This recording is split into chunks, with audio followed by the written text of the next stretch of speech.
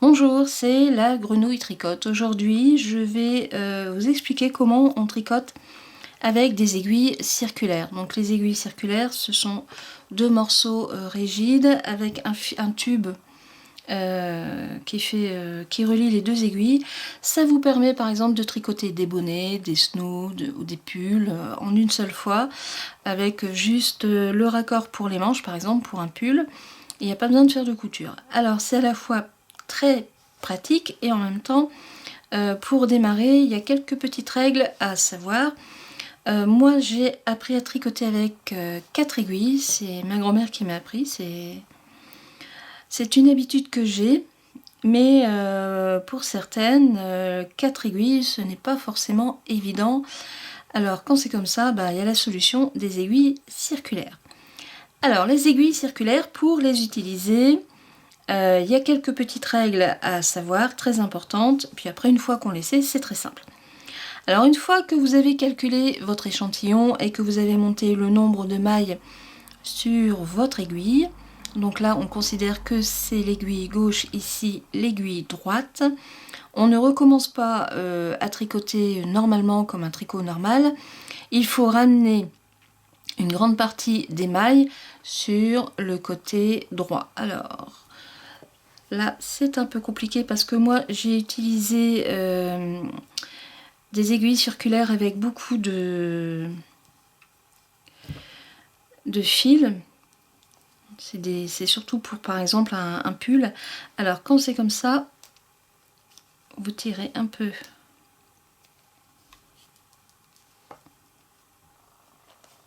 Voilà. Bon, il n'y a pas de danger, hein, les mailles vont bien se mettre en place. Alors, on ramène tout doucement les mailles vers l'aiguille de droite. J'en garde quelques-unes sur l'aiguille de gauche. Voilà. Voilà. Ça y est. Voilà. Alors, la première chose à faire avant de recommencer à tricoter tout de suite, hein, puisqu'on va retricoter comme ça, c'est de vous assurer que les mailles sont toutes dans le même sens. C'est important parce que sinon votre travail va vriller et c'est pas du tout l'effet recherché. Alors, vous posez votre aiguille à plat. Voilà. Surtout, vous vérifiez bien. Et donc là, c'est tordu. Ouais, c'est tordu. Alors, mon fil doit aller comme ça. Voilà. Vous voyez, faire très attention. Alors, l'attention se porte quand vous démarrez le premier rang, mais aussi quand vous démarrez le second rang. Voilà, donc là, ça va aller. Hop, je prends toujours en faisant très attention. Donc, je garde mon croisement au niveau de mon fil et comme ça, ça me permet de vérifier que mon rang de mailles est bien posé à plat. Et voilà, là, c'est bon et là, c'est bon, en principe. On va voir ça au deuxième rang. Donc, une fois que vous avez posé vos mailles, vous commencez le premier rang. Donc vous prenez le fil ici et je suis pas bon. Vous voyez. Alors ici, voilà, je me suis trompée de sens. Donc je vérifie, je recommence, je vérifie. Voilà, je n'avais simplement pas pris les aiguilles dans le bon sens. Alors ça, c'est l'ancienne gauche qui est devenue la droite et la droite est devenue la gauche. Alors, vous tenez le fil et là, vous commencez à tricoter normalement en jersey en droit, par exemple. Et voilà. Et c'est parti. Donc après, ça se tricote tout simplement. Alors, je vais mettre en pause, je vais continuer tranquillement mon premier rang et on se retrouve lorsque ce premier rang sera fini. À tout de suite. Alors voilà, ça y est, j'ai fini mon premier rang. Hein, tout de suite, ça s'est détendu, ça va mieux. Et avant de commencer le deuxième rang, enfin vous tricotez la première maille, voilà, pour tenir votre travail. Mais je vous conseille vraiment de revérifier que votre tricot est bien dans le bon sens, à savoir que donc toutes les mailles sont bien alignées comme il faut pour éviter, ça c'est bon, pour éviter une torsion. Bon, a priori, tout est bon, donc je continue.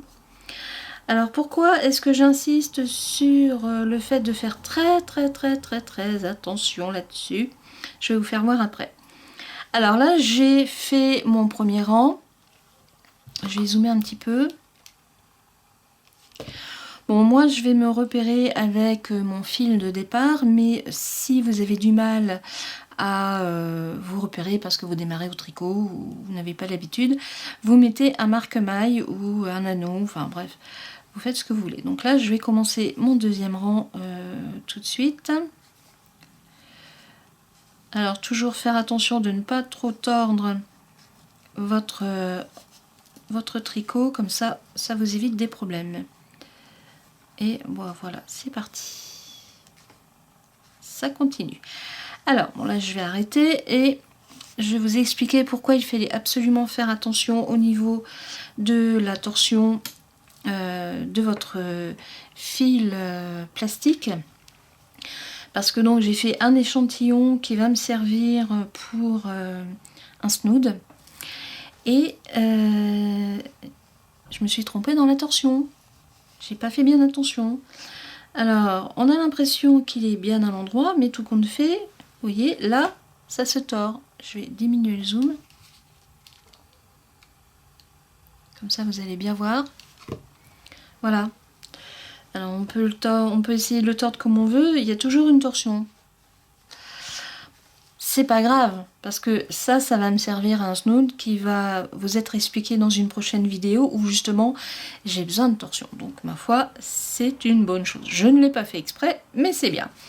Par contre, si vous voulez réaliser un snood où vous ne faites qu'un tour, donc qui fait 70 cm de longueur, si vous avez un beau dessin à faire, c'est ennuyeux parce qu'à un moment donné, le dessin va être tordu et vous allez avoir l'envers ou l'endroit d'un côté. Enfin, là, ici, ça n'a aucune importance parce que c'est fait en jersey, justement pour que ça se fasse des petits rouleaux comme ça. Donc là, moi, je m'en fiche un petit peu, c'est pas très grave. Par contre, hein, je vous redis, faites très attention. À la fin du premier rang, quand vous avez déjà monté vos mailles, faites très attention, et surtout quand vous démarrez le deuxième rang, soyez sûr que vos mailles ne se soient pas tordues. Voilà, bon, bah, j'espère avoir été claire dans mes explications, et surtout nous allons très vite nous retrouver pour un snood à faire justement avec des aiguilles circulaires. À bientôt, au revoir.